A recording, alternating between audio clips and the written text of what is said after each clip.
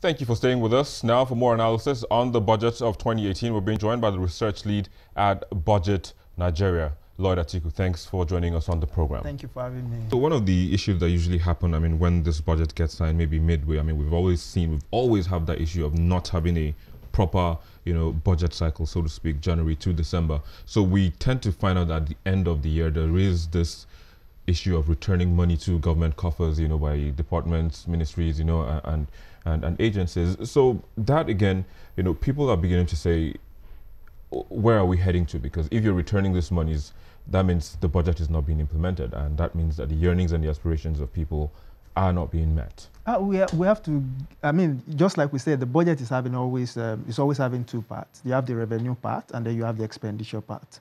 So if the revenue part's actually not aligning, typically what happens is more like a circle. We just have more like a circle. For instance, if you look at what happened in 2017, I think I'm going too far, 2017, what happened was the revenue of government was not necessarily enough. Government was projecting 5.5 trillion, approximately 6 trillion. But in clear terms, they were only able to get 2.7 trillion. And by the time... This year's budget is higher than last year's. Yes, this year we're even projecting 7 trillion. Exactly. So last year we had 2017 budget, we had 2.7 trillion. Now we're having 7 trillion. So definitely revenue projections of government are always overly optimistic. 7 trillion, 2.7 trillion. So in clear terms, after government borrows, at the end of the day, you end up borrowing 2.5 trillion. By the time you add it up, and then you pay salaries of about 2 trillion, you service debt 2 trillion, debt service about 2 trillion, you have 4 trillion is already gone. So what is just left is just a fraction of what you have. By the time you pay statutory agencies of government, you have maybe less than 500.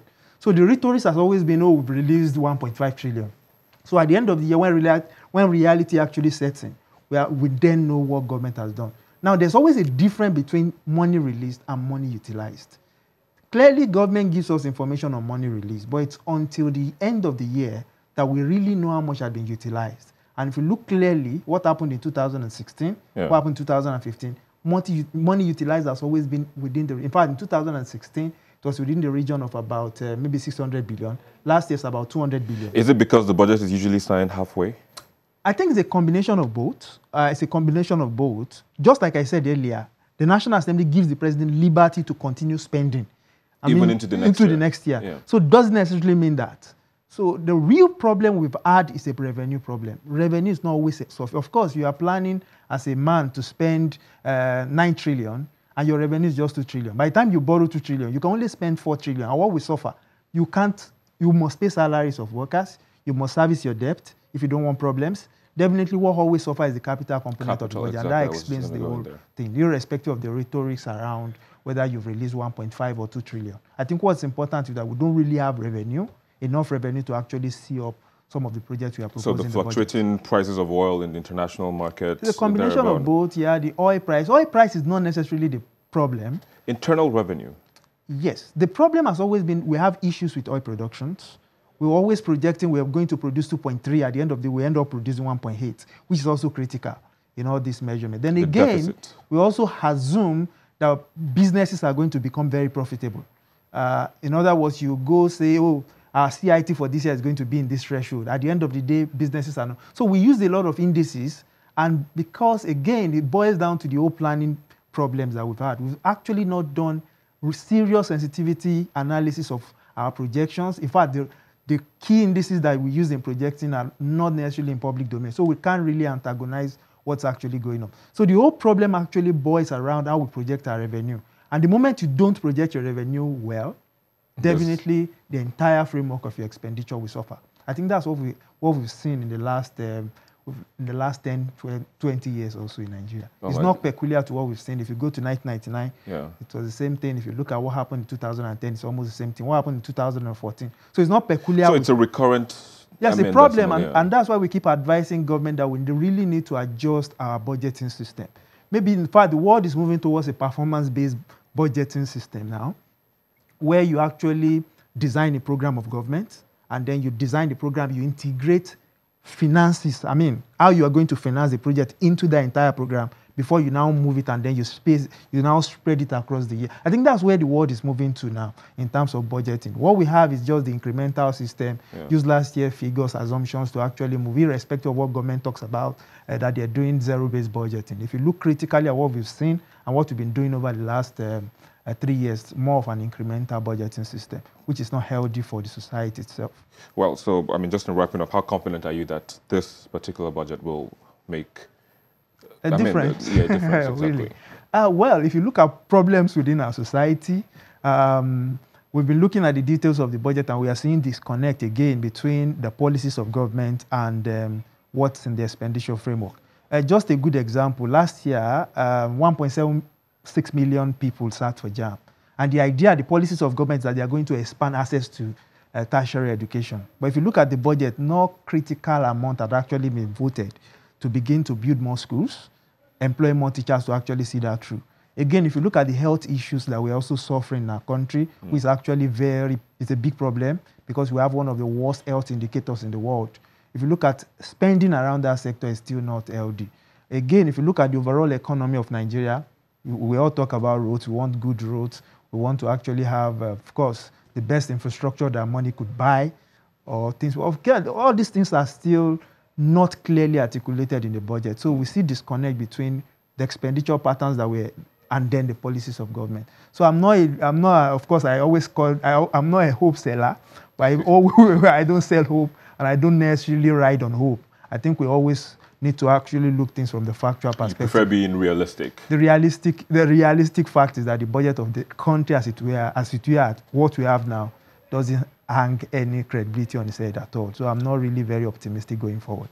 Well, let's wait and see how that will play out. I mean, from now until the end of the year, and of course, like you said, the National Assembly has given the President the liberty to spend into the next year. So let's just wait and see if that, maybe let's just be optimistic. And then let's pray. I think it's important to pray. We've always been praying, come on. Well, pray. Thank you very much for joining us on the program. Lloyd Atiku, Research Lead at Budget. Yeah, thank you for having me. You're welcome. Yeah.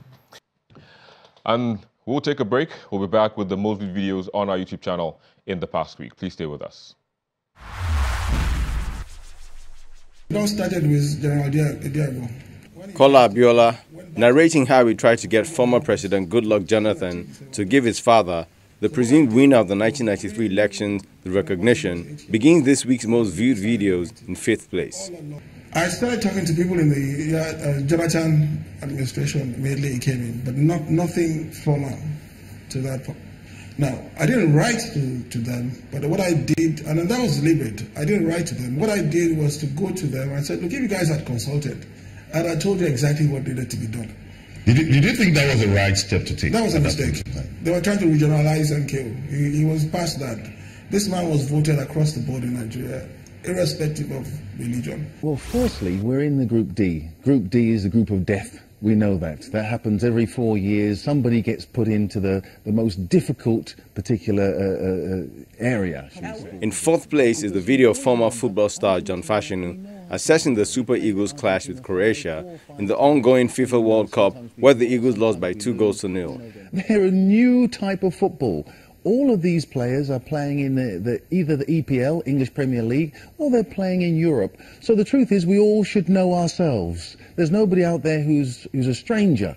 But you have to have a balance of youth and experience. Well, in any situation of insurgency or stability. The video of former military ruler Ibrahim Babangida opening up on the June 12, 1993 elections, as well as the fight against insurgency in the country, comes in 3rd place. So the concept is to inflict maximum casualty on governments, properties, human beings at this, using the smallest possible number of troops.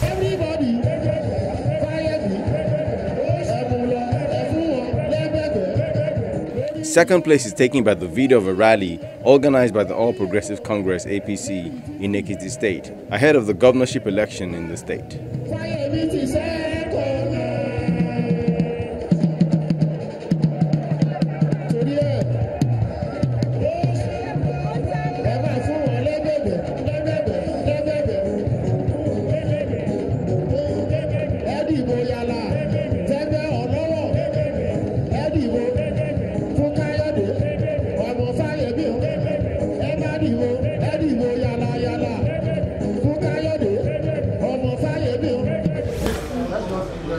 and the most viewed video is that of former President Goodluck Jonathan alongside presidential hopeful Atiku Abubakar expressing optimism over the chances of the PDP in the 2019 elections. It is actually the PDP that has the strength and the structure to get back to Aso Rock. There is no any other party that has the structure and the strength, the support and popularity like PDP. This is quite obvious. Without PDP, APC would not have been in Aso Rock. Surely PDP will come on strong. Yes, we had some issues in 2015, because you remember politics is a very dynamic business. We had some issues. But I think the party is coming back and is getting stronger. And I agree totally with the former vice president. Well, there you go. Those were the most viewed videos on our YouTube channel in the past week. Now that the budget takes effect, Nigerians will hope that it will, unlike in the past, be implemented to the letter to meet the desired results when the year finally comes to a close. And on that note, we wrap it up on this edition of the program. Thank you for watching, but let's keep it going. That's the conversation, of course. Just send your thoughts about this to us via the hashtags showing on your screen. Bye for now.